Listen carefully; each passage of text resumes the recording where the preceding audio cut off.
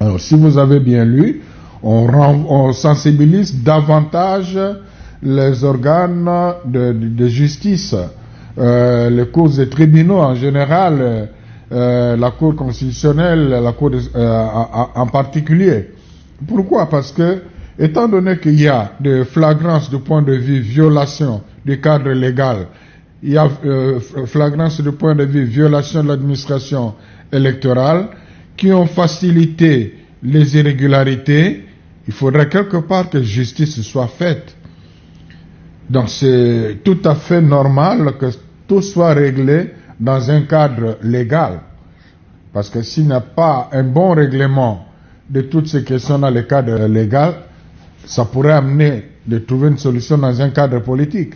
Mais les évêques sont pour la légalité d'abord. La justice élève la nation. Chacun connaît ses compétences. Il y a des procureurs généraux affectés à des différentes instances judiciaires qui ont la latitude de se saisir d'office de certains dossiers documentés par les différentes parties prenantes. Donc, qu'on n'attende pas dans ce contexte politique, qui n'attendent pas nécessairement que les gens viennent se plaindre pour tel ou tel cas, mais ils peuvent d'office se saisir de certains cas emblématiques et s'attaquer là-dessus du point de vue judiciaire. Il y a une certaine justice qui doit être rendue par rapport aux électeurs qui se sont vraiment engagés à accepter les sacrifices pour avoir des élections transparentes et apaisées. C'est important que la CENI apporte la lumière sur beaucoup de choses. D'abord, ces résultats provisoires ont été publiés sur base de la machine à voter, sans être compilés.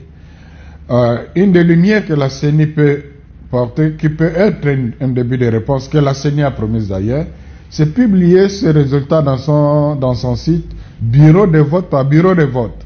Ça permettra à ceux qui ont les PV de l'un ou l'autre bureau de se rendre compte si, en dehors de ce PV-là, il y a eu des votes qui ont été pris en compte ou pas. C'est une grande lumière qui va apaiser les gens.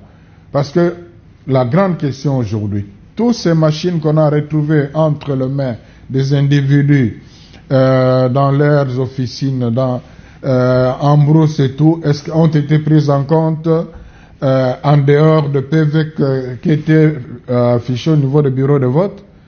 Bon, évidemment, il y a des choses qui pouvaient être faites avant le PV, quand les machines étaient en panne, quand on interrompait, on ne sait pas ce qui s'est passé, et là ça devient difficile d'apporter de preuves, mais au moins, il y a quand même beaucoup de choses aussi qui se sont faites pendant que, ici et là, le vote était déjà clôturé. Donc, en publiant les résultats bureau de vote par bureau de vote, on aura déjà une certaine lumière pour apprécier certaines choses. Les évêques, les pasteurs, qui vivent chacun chez lui, sont comme tous les Congolais témoins de tout ce qu'on a vécu, qui a été d'ailleurs largement médiatisé. Et notre contribution, c'est d'aider les structures compétentes, les autorités compétentes à aller dans la direction de conclure ce processus de façon à ce que tout le monde soit apaisé et rassuré par les résultats publiés.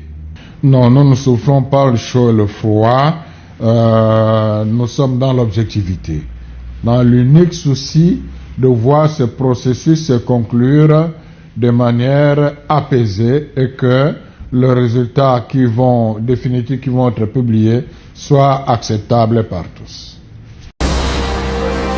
Abonnez-vous massivement à Gombo News.